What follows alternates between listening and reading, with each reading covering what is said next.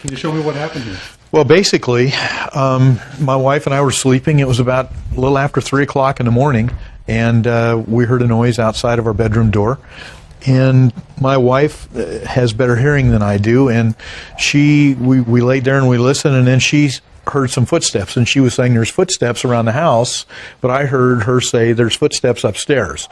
And so I rolled out of bed and I grabbed my weapon and cleared the areas upstairs and came down, and she said someone was trying to come in the back door. So I came out this door, came around the edge here and found the gentleman trying to come in our back door by our bedroom.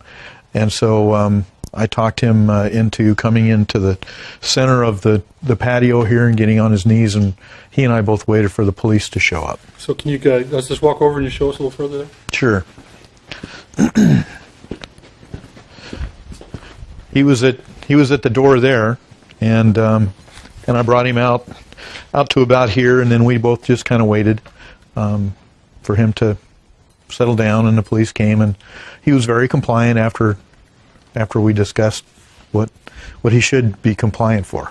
And you had him. You just. I just had him here on his knees on the ground, and we subsequently, after the police took him off, found out that he had half of the lid off of the hot tub, and I don't know what he was doing, but there was a bunch of mud in the hot tub, and I found out today that he was really intoxicated. When we were discussing his compliance, I really didn't know what his mental state was or anything. In fact, when I came out, I had no idea. All I saw was a person.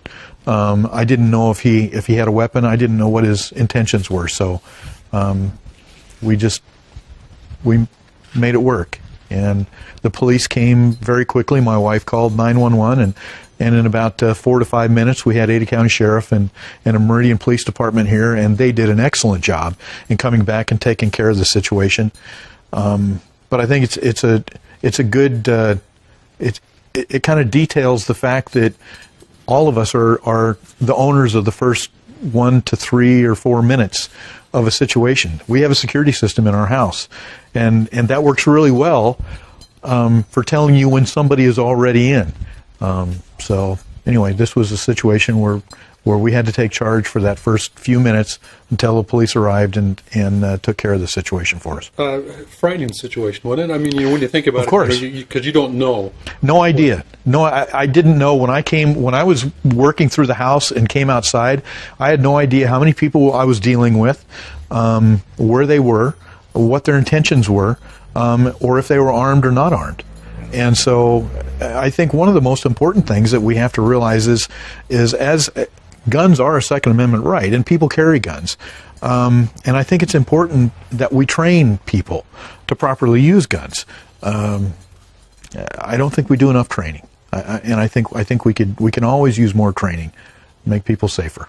And after that situation, what kind of conversation did you and your wife have? Thankful, I mean, that kind of thing. Yeah, it was pretty nerve-wracking. I mean, when you're in the middle of any kind of a situation like that, you go to work and you do your business and you get that done. But then after it's done and all that adrenaline stops, then yeah, it was pretty nerve-wracking, and it took us a while to settle down. We haven't been to sleep yet.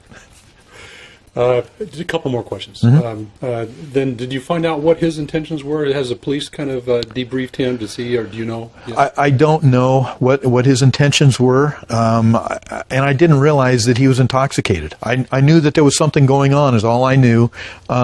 He was here. I was doing most of the talking, and when the police arrived, they quickly secured him and took him away, and I really had no idea what his situation was. Was he combative at all, or verbally, or was he physically combative?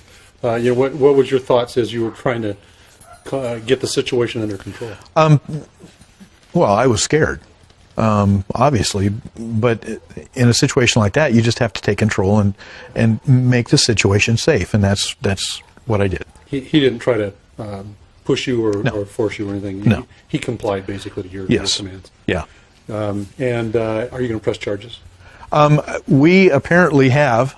The police asked us last night if they wanted us to cite him or if they wanted us to, if he should go to jail. And I said, I think the young man needs to go to jail.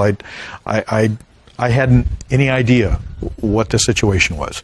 And so they said, okay, fine, and took him off. Approximate age of this young man? I'd say, from what I saw, he was probably early to mid-20s. Is that right? But all I saw was when I got him from the door down on the ground, and that was, I didn't spend a lot of time really checking him out. I spent a little more time making sure that he was secure. Yeah. Anything I haven't asked you want to say? I don't remember if I said it or not, but I think people do need to realize that the first few minutes of any kind of an incident, that personal security responsibility lies upon us. Our police departments are great, but they're a few minutes away.